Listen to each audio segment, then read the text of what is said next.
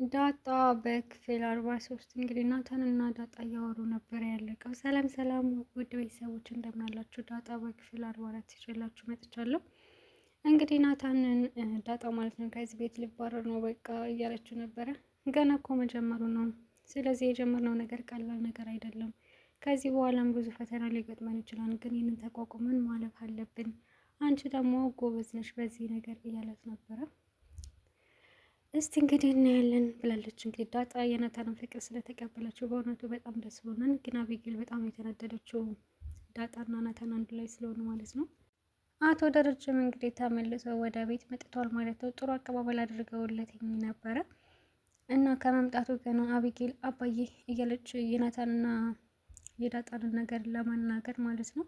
ወይዘሮ ዝናሽ ማለት ወይዘሮ ማርታ ማለት ነው። አረ ኤቢ ዝም በይ ደግሞ ምን እያልሽ ነው እያለቻት ነበር። ገና ከመግባቱ ምንድን ነው የምታወሪው እያለቻት ነበረ። ውሃ ደግሞ አባዬ እማዬ እኮ ገና ለገና አንተ የለህም ብላ መታችኝ እና ለምንድን ነው የመታች? በምን ምክንያት ነው? አጥፍተሽ ከሆነ ትበልሽ ሲላትኝ አይ ማጥፋትማ አጥፈቻ ነው እና የጠፋ ሰው እኮ መቀጣት አለበትኝ ግን ምንድን ነው ያጠፋሽው ሲል ማለት ነው አቶ ደረጀ። ወይዘሮ ማርታ ስላለፈ ያን ነገር እንግዲህ ስለማታደርገው ይቅርብ ደረጀ አልፏን ነው ያለችው።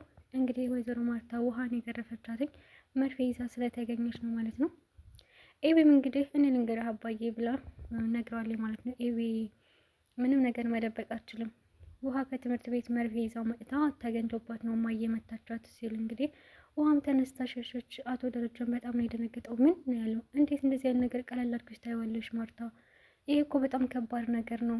አዎ ደረጃ፣ እኔም እኮ በሰዓቱ በጣም ነው የደነገጥኩትኝ። ከምጥን ጋር ሲያወሩ ሰምቻቸው ነው እና ደግሞ የምጥን እናት ጋር አውርተንባታል። ሌላ ትምህርት ቤት ልናስገባቸው ነው። ስለዚህ ስላለፈ ብዬ ነው ያልነገርኩህ።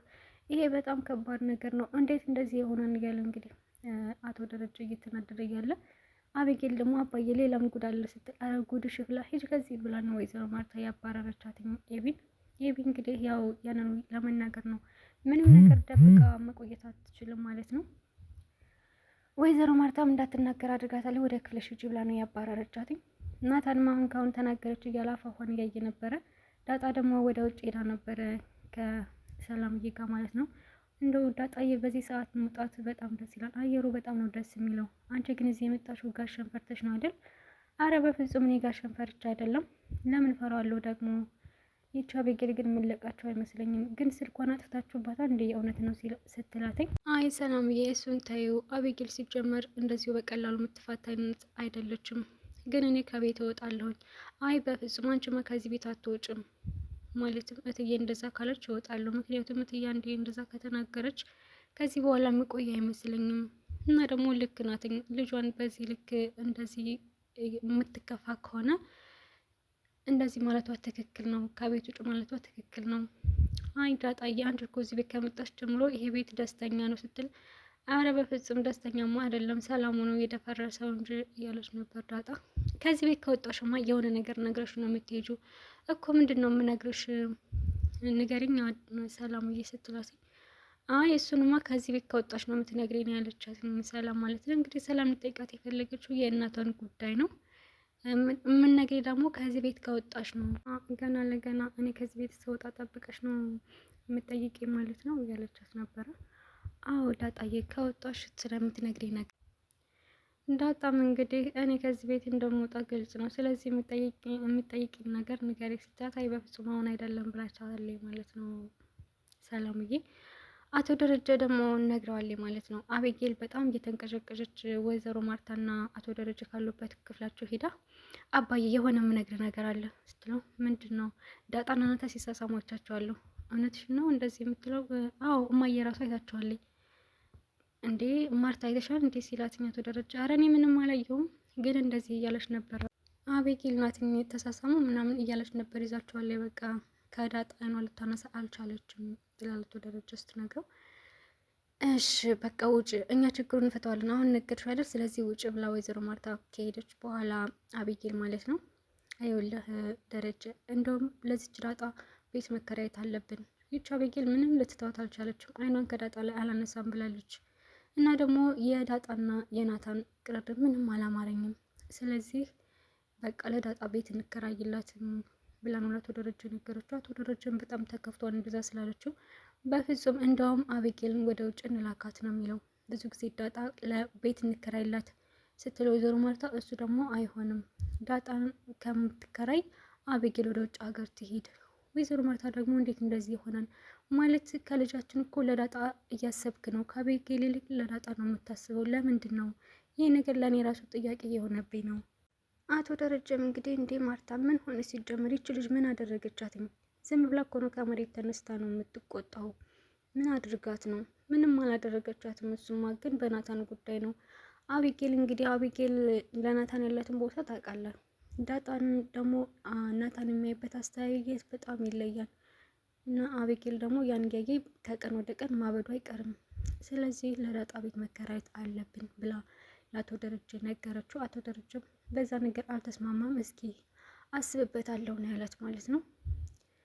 በበነገታውም እንደዚሁ ውሃና አቤጌል አቶ ደረጀ ሆነው እያወሩ እያለ ማለት ነው ወይዘሮ ማርታ መታሽ ተሰባስባቸዋል እንዲባሉ ልጆች ተነሱ፣ እኔ አባታችሁን የማወራው ነገር አለኝ ስትል አቤጌልም ውሃም ወደ ክፍሏ ወደ ወይዘሮ ማርታ ክፍል ሄደው ቆይ እማዬ ግን ለምንድን ነው ግቡ ወደ ክፍል ያለችን? እኛን ልደበደብ ነው እንዴ? ማለት ልንገረፍ ነው እንዴ?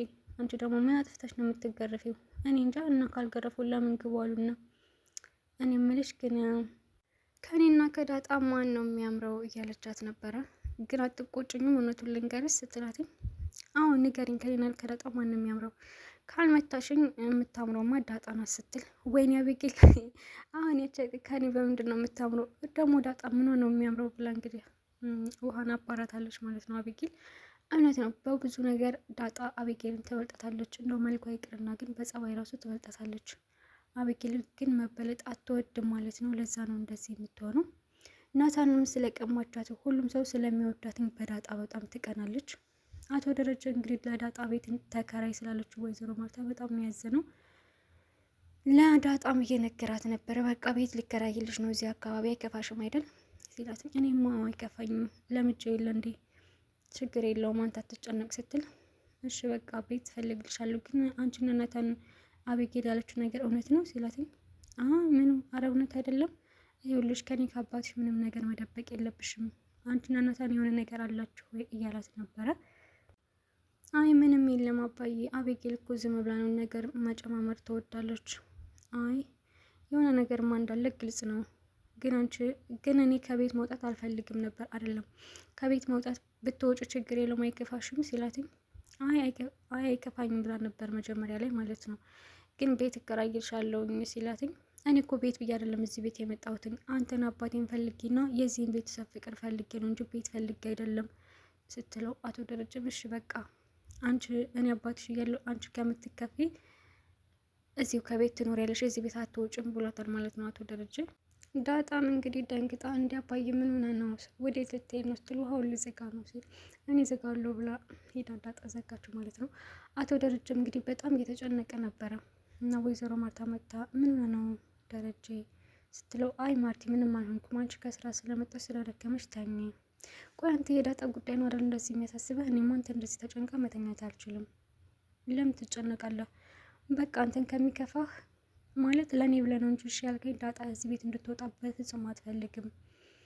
በቃ በቤታቸው እንደፈለጉ የሆኑ ተዋቸው እየኖሩ ብላ ስትነግረው እንግዲህ ደስ ነው ያለው አቶ ደረጀ። ሲጀመር አውቆ ነው እንጂ ደላላ ምናምን አላወራም ነበረ።